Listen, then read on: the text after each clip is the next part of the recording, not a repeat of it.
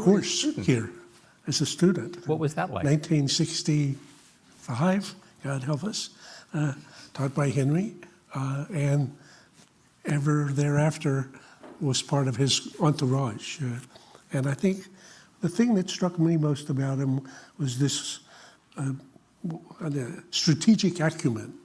That is the ability to take a problem and lift it up to its whole 360 degrees of strategic challenge, and then find the points at which the policy process could be impacted. And I wrote about, for his 100th birthday, we each asked to write a little, something. Eric wrote something, I wrote something. And I said, really thinking about Henry, he was not about, if you think about, he was often criticized for his realism or ruthless realism or realpolitik. But if you look and see what he was doing, it wasn't raw realpolitik just for the advancement of the interests of one country. It was always about the construction of a viable order to prevent catastrophic war. He had lived through the experience of the Holocaust and the most deadly war in history. He foresaw the prospect of a nuclear war that could actually extinguish life on Earth. He was caught up in the Cold War, the fiercest rivalry that we'd seen to that point between the US and the Soviet Union. And all the time he was trying to reach beyond that to some way to survive for both the US and for fellow human beings. So I think that's how he kind of backed into the AI issue, which for him was another generation of a somewhat analogous problem. Well, he had written his undergraduate thesis on Kant and the meaning of meaning, essentially.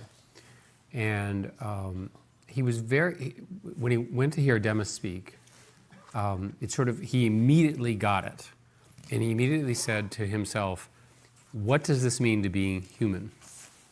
And we are today grappling with the question that he foresaw 20 years ago when we first started working on this.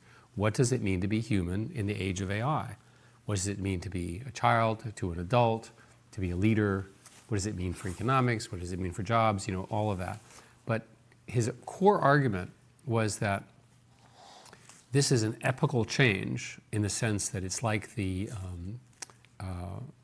various major changes that we've had in sort of reasoning, the scientific revolution and so forth, because we as humans have never had a competitor that is not human, but of similar or greater level of intelligence.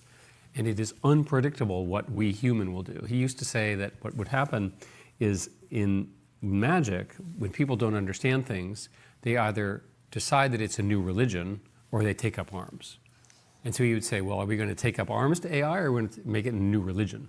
And I said, I hope it's a religion. Because of course, I benefit from the religion, I guess.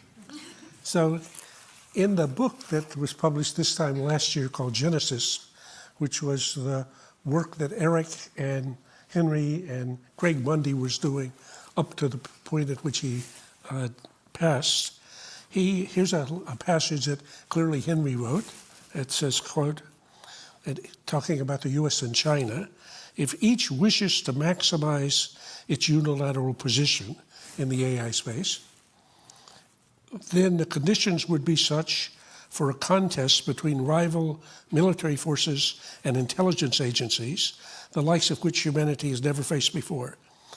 Today, in the weeks and months and days leading up to the arrival of the first superintelligence, a security dilemma of existential nature awaits us. So you've thought about this superintelligence as an existential threat beyond what we can imagine. Say more. Yeah. Well, there's something which I call the San Francisco consensus. And the reason I call it the San Francisco consensus is everyone in San Francisco believes this. It may or may not be true, but if you go to San Francisco, trust me, that's what they're doing, besides the usual San Francisco recreational behaviors. And the basic build goes that we've gone through a language revolution. You understand that, language to language, ChatGPT, everybody here knows what that is. Agents, which are now on the horizon, and these agents allow you to essentially automate tasks. And the key thing to understand about agents is they can be concatenated. So you can, do this and this and this and this and this, and then they all get piped together. Why am I talking about agents? Because I've just described workflow. And that's what businesses do, what universities do, what governments do, so forth and so on.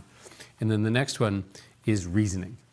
Now, reasoning is higher order function in humans.